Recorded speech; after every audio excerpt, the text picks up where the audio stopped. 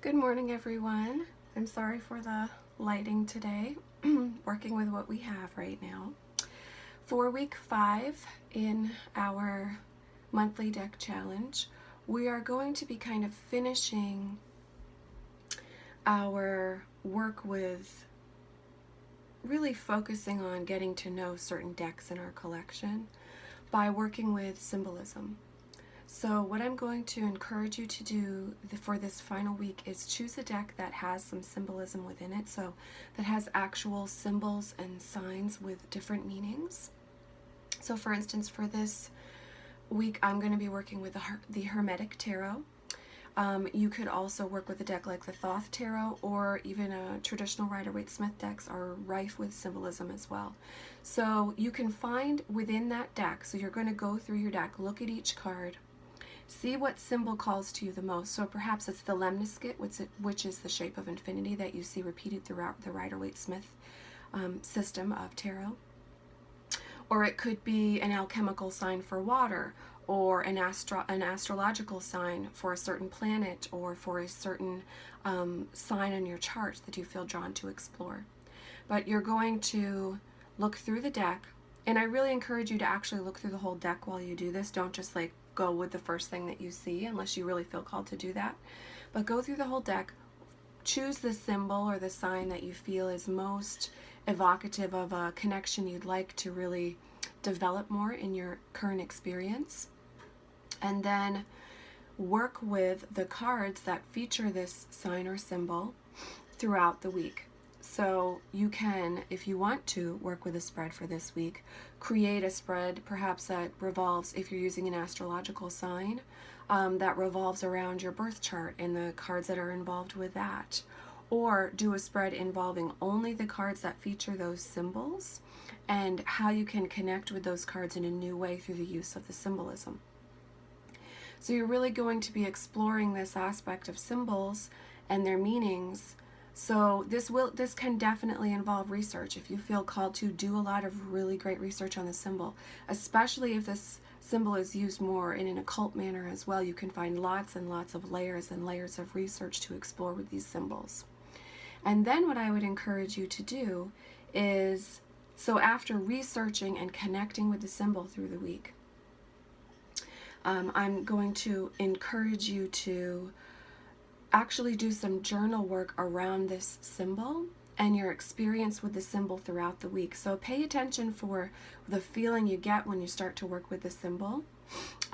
Do some meditation if you feel called to, so actually meditating with the card or cards that feature that symbol, and this time with an intention of not just stepping into the image and going, but interacting with the symbol itself and seeing the experience that ends up happening through doing that.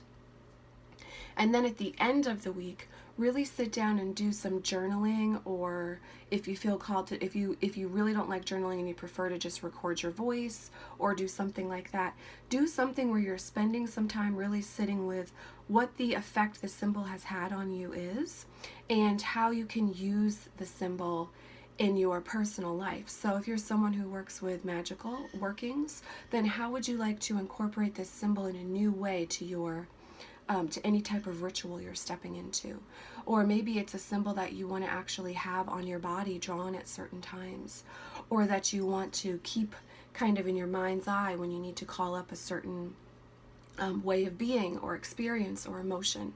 But this last week is going to be about connecting with symbols in more powerful ways for us. And so I would encourage you to choose a deck that does contain symbols within the cards, and then allow yourself to do some research. So as last week where we let go of a lot of the research aspect and really develop the intuition, this week we're stepping back into research as a way of understanding the symbolism in the tarot itself.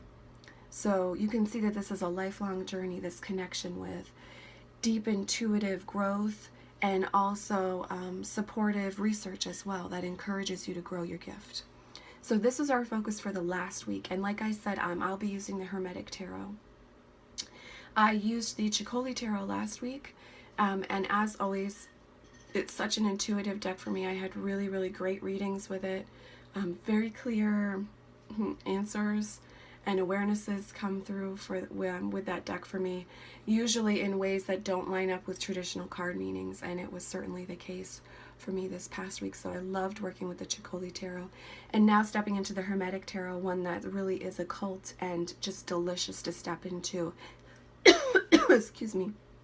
And this aspect of research, also exploration of the symbols, just balances out that deep intuitive work that we did last week. So if you guys have any questions about how to work with the symbols, please feel free to post a comment below or send me a message on Facebook at Artist Owl Moon, and I will be happy to get to you as soon as I can.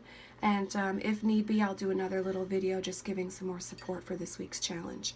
But really give yourself the whole week to explore the symbol that you choose to work with, and allow the research to be in depth, allow the meditative work to be in depth, allow the connection with the symbol to really go where it needs to go.